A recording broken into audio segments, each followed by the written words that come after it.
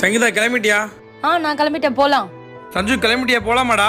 நீங்களும் அம்மாவும் போங்க, நான் அத்து கூட வரேன். ஓஹோ, இருடி, இன்னும் கொஞ்ச நாள் தான். உங்க அத்தக்கான ஊருக்கு போயிடுவாங்க. அப்ப என்ன பண்றேன்னு பாக்குறேன். என்னது?